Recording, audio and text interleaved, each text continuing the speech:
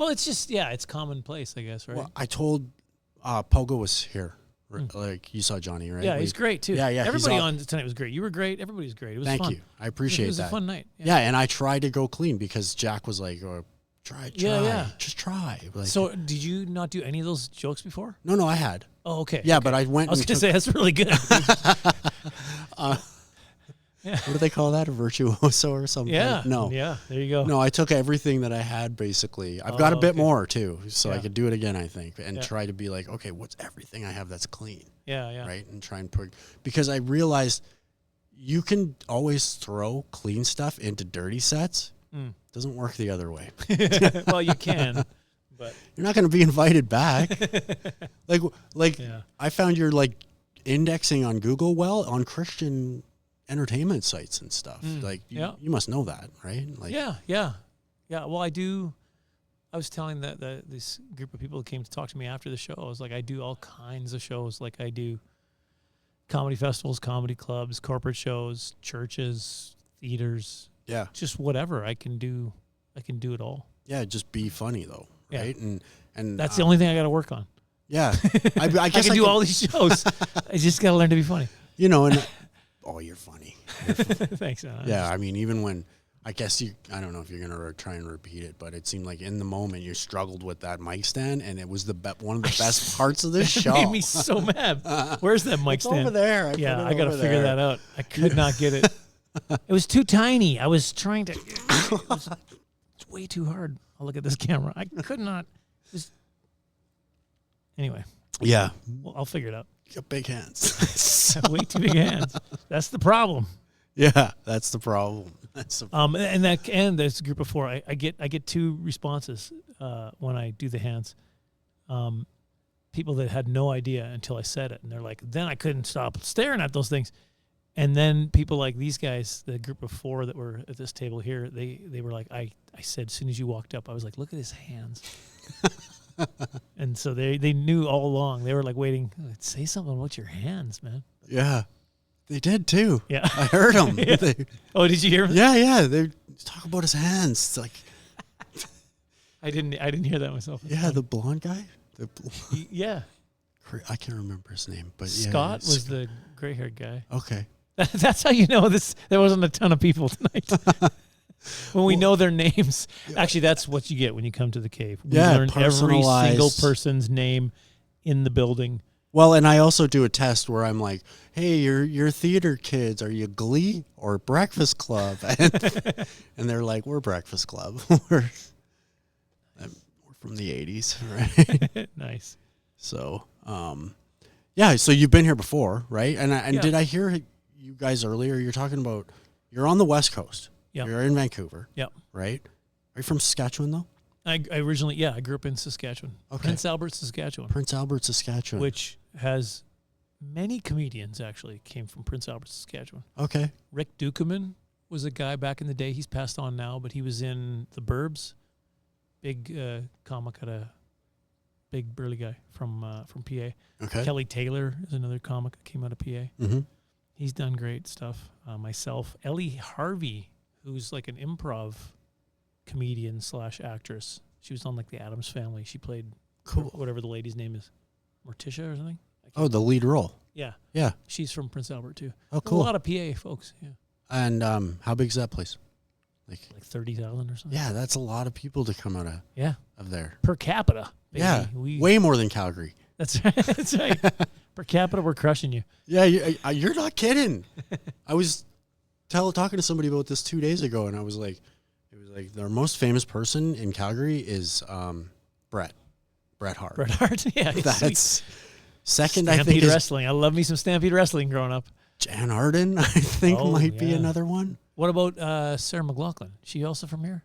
Or is that Jan Arden? She's from Vancouver. Oh, is she really? Yeah. Oh. Yeah. Okay. I think there's an adult. There's got to be more. There's an adult film star that's like within the top 4 or 3 or something like that. Like, that's funny. I can't recall exactly. Yeah. I know it's a male one. Oh, really? Yeah. Okay. Yeah, you see. Are there top ones in the male? I don't even know how it works. Aren't there only 8 or something? That just.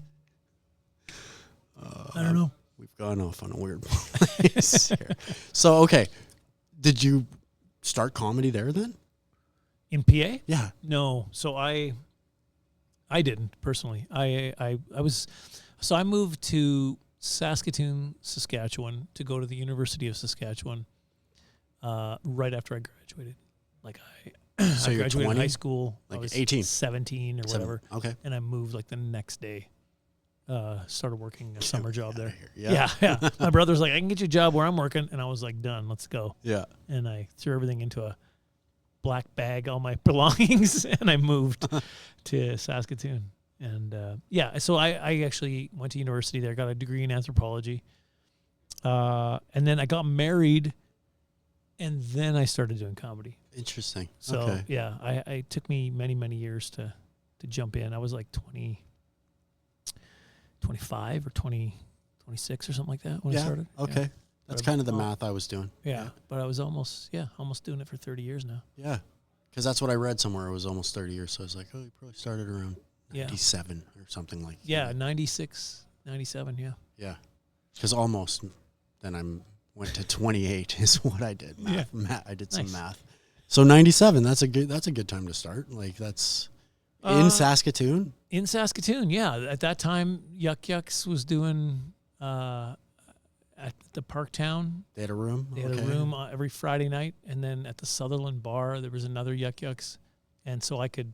Like Yuk Yuk's on the road kind of thing? Yeah. That thing? Yeah. But not a club. They're bar gigs. Yeah. Yeah.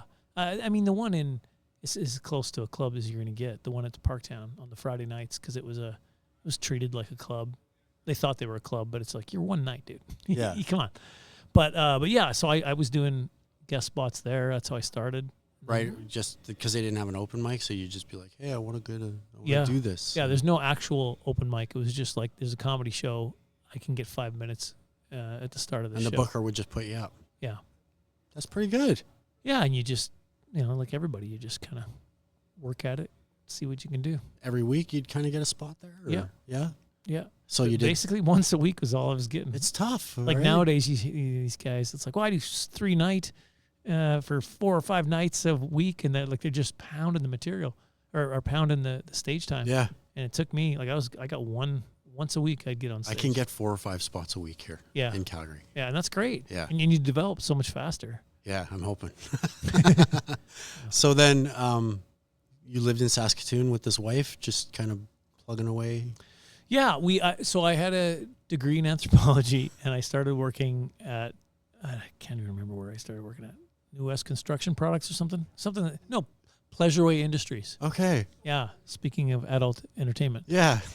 That's what everyone thought. But no, they did van conversions. It was basically an RV place. Oh, Pleasureway. Yeah. I think I know that brand. Yeah, it's great. Yeah. And so I worked there for a while, and then I just kept doing more and more comedy. And I started saying, I think I'm going to do this for a living, which my wife loved the idea of that. She was like, yeah, no security, I'm in. Yeah. And I even went to, the crazy thing is, because to feed my addiction of comedy.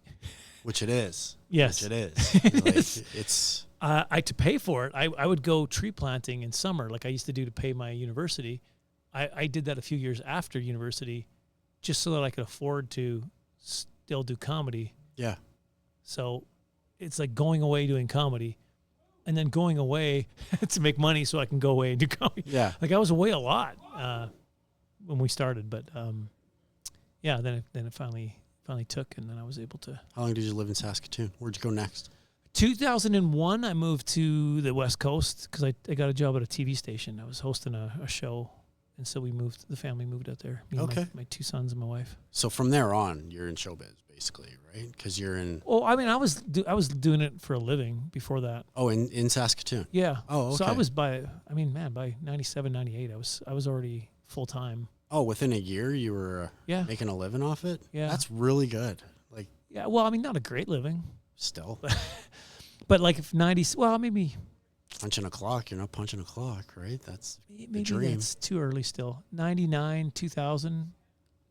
Yeah. Yeah, 2, 3, 4 years to kind of takes a little. Yeah, I mean, it takes you 7 years to get your voice as a comic. That's true. I found. So you were kind of working before you found your voice. Well, yeah, I mean, listen, everybody who's, 0 to 7 years, people are still making a living. They're going to change.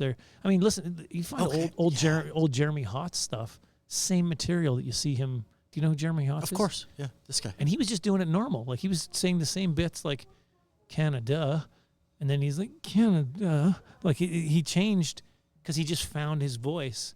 And he was still a working good comic before that. That makes sense. And then he switched and hit that thing that really just worked, right? Yeah. So, but yeah, I did. I like that.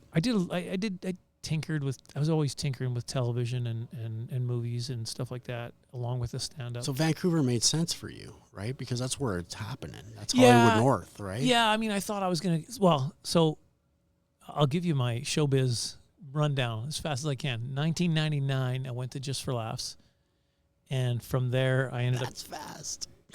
That's it for JFL. Well, it was the New Faces of whatever it was called then, homegrown comic competition. Yeah, New in Canada. Faces. Yeah, for sure. Yeah, so I would have started like 96. So by the time I'm doing JFL, it's 3 years in. Yeah, that's pretty good. Yeah, that means you're good. Maybe that's early. No, it is a little early, but you're good. But I was clean. I was clean. That's how good he is. Well, listen, and the difference too is I always worked clean. So even then, hey. Yeah. Right from the start. Right from the very start. Was that a thing that you wanted to do? Yeah. Okay. Yeah, I just listen. You have dirty jokes, right? You just don't use them. You don't think of them even, or like just at home, just just to my wife. What a lucky lady! I'm usually just hitting on my wife. That's the dirtiest jokes I do.